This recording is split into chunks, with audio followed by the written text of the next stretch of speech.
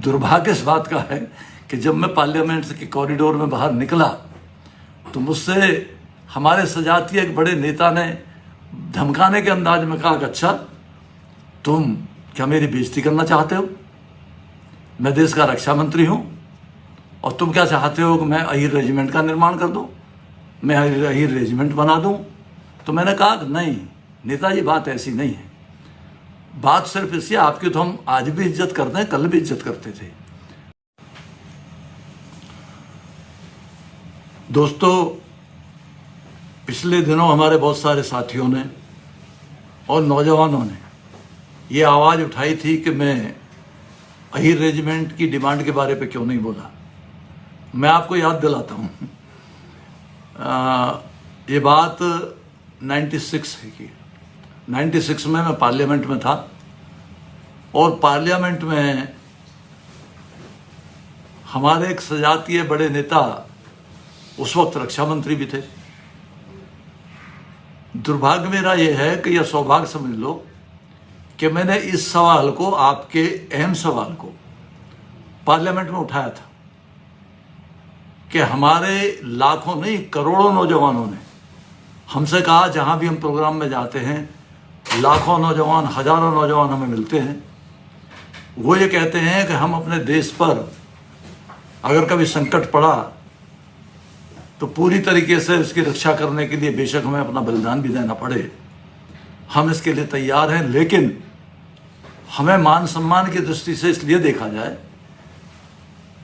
कि हमारी जाति के नाम पर एक रेजिमेंट बनाई जाए। इसमें कोई दो राय नहीं, मैं भी इस बात से सहमत हूं, क्योंकि मार्शल रेस में अहीर, यादव, ये जो जाति है ये अपने आप में एक जद्दोजहद करने वाली और लड़ाकू जाति है, चाहे आज़ादी का वक्त रहा हो और चाहे आज़ादी के बाद का। हमने हमेशा आगे बढ़ कर के अपनी देश की सेवा करने का काम किया है और हर संघर्ष में हम आगे की पंक्ति में रहे हैं। वैसे तो महाभारत काल से ये इतिहास सजग है, लेकिन अगर वर्तमान परिप्रेक्ष्य में भी इसको देखें तो आज भी अगर इस देश में कोई जीवित परम वीर चक्र विजेता है तो वो भी आप ही का भाई है, आपका साथी है। मैं इस गंभीर सवाल पर नहीं जाना चाहता कि जातिवादी व्यवस्थाओं में बांटकर समाज को इस तरह देखा जाए, तो भी अपने आप में स्वाभिमान की बात है कि अगर हमारे नौजवान, लाखों करोड़ नौजवान ये कहना चाहते हैं कि हम देश की सेवा करना चाहते हैं और अगर ज़रूरत पड़ी तो हम साबित कर देंगे कि महाभारत के परम वीरों से कम हम आज भी नहीं हैं। वही कुव्वत, वही ताकत, वही साहस, वही बलिदान की भावना हमारे अंदर आज भी मौजूद है। तो इस बात को लेकर के मैंने 96 में पार्लियामेंट में इस सवाल को उठाया था। ये ऑन रिकॉर्ड है, आप देख सकते हैं। और हो सकता है शायद पहला व्यक्ति मैं ही हूँ आपके बीच से कि जिसने अहीर रेजिमेंट के सवाल को पार्लियामेंट में उठाया था। और मुझे हालांकि उसके बीच में एक आपसदारी की बातचीत का सामना भी करना पड़ा। आप लोग जानते होंगे, मुझे नाम लेने में कोई हिचक नहीं है। अमर सिंह जी और माननीय नेताजी उस वक्त साथ साथ रहते थे, मैं उनसे थोड़ा सा अलहदा था। तो जब लाखों नौजवानों के पत्र 15 बलवंत राय मेहता लैन, जो मेरा MP हाउस था, उस पर मुझे प्राप्त हुए और मेरे PA ने उनकी लिस्ट बनाकर मुझे बताया कि हरियाणा, राजस्थान, उत्तर प्रदेश, बिहार, मध्य प्रदेश, यानी प्रदेश के करीबन 15, 20, 25 प्रदेशों में देश के, वहाँ से सब लोगों की डिमांड थी। साउथ इंडिया से भी डिमांड थी और नॉर्दर्न इंडिया से भी डिमांड थी, ईस्ट वेस्ट सब चारों तरफ से डिमांड हुई कि अहीर रेजिमेंट के नाम को पार्लियामेंट में उठाया जाए, ताकि हम लोगों को ये महसूस हो कि हम मान सम्मान के साथ में अपने देश की सेवा करना चाहते हैं। तो कुल मिलाकर के मुझे भी महसूस हुआ कि ज़रूर नौजवानों की बात उठानी चाहिए। और मैंने ये सवाल 0 ओवर में, 0 ओवर एक ऐसा काल होता है जब आप अपनी बात स्पीकर महोदय के परमिशन से आप अपनी बात को सदन के पटल पर रख सकते हैं। मैंने 0 आवर में अपना क्वेश्चन लगाया और स्पीकर महोदय ने मुझको इजाज़त दी कि मैं उस विषय पर बोलूं। मैं लगातार कई मिनटों तक पार्लियामेंट में बोला अहीर रेजिमेंट के लिए, लेकिन दुर्भाग्य इस बात का है कि जब मैं पार्लियामेंट के कॉरिडोर में बाहर निकला तो मुझसे हमारे सजातीय एक बड़े नेता ने धमकाने के अंदाज में कहा कि अच्छा, तुम क्या मेरी बेइज्जती करना चाहते हो?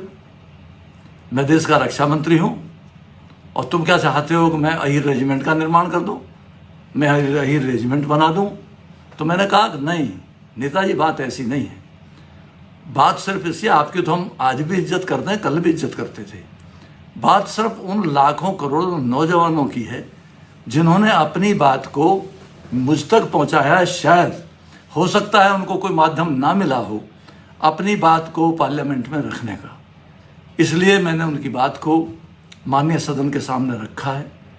और मैं चाहता हूं कि जरूर कोई ना कोई सम्मानजनक स्थिति पैदा होनी चाहिए ताकि हमारे जो करोड़ों नौजवान हैं जो आगे बढ़ना चाहते हैं, जो अपनी ताकत को देश हित में, राष्ट्र हित में लगाना चाहते हैं, उनको आगे आने का मौका मिले। तो मैंने आपसे सिर्फ ये कहना चाहता हूँ कि इस बात को मैं बहुत पहले उठा चुका हूँ, बहुत पहले कह चुका हूँ, कोई आज की बात नहीं है। आज भी इस बात से ऐतराज नहीं है कि ये मान सम्मान हमारे नौजवानों को मिलना चाहिए।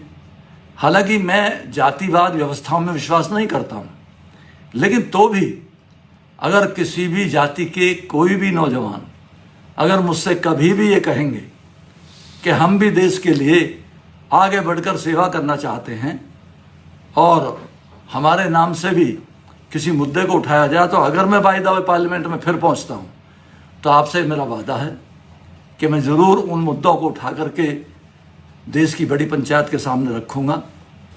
उसके बाद में मैंने प्रयास छोड़ा नहीं, यानी चाहे राव तुलाराम जी का जन्मदिन रेवाड़ी में हो और चाहे राजस्थान अधवर की सभा हो, चाहे मध्य प्रदेश में भोपाल का सम्मेलन हो और चाहे साउथ हिंदुस्तान इंडिया में मद्रास, तमिलनाडु, केरला, आंध्रा, जहाँ जहाँ पॉलिटिकल साथी और पॉलिटिकल मीटिंग मेरी लगती थी, मैंने हर जगह इस बात को उठाया कि हमारे लाखों नौजवान ऐसा चाहते हैं और देश के लिए काम करने की चाहत कोई बुरी नहीं है।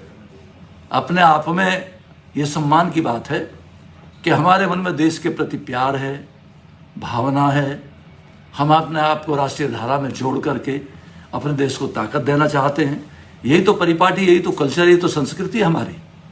आज से नहीं, मैंने तो अभिनाम लिया कि महाभारत काल से लेकर आज तक हम पूरी मन भावना से देश राष्ट्र के प्रति अपने आप को समर्पित करने की भावना से जुड़े रहें। और वो भावना हमेशा, क्योंकि वो हमारे जीन्स में, हमारे ब्लड में, हमारे खून में मौजूद है, हमको सिखाया गया है।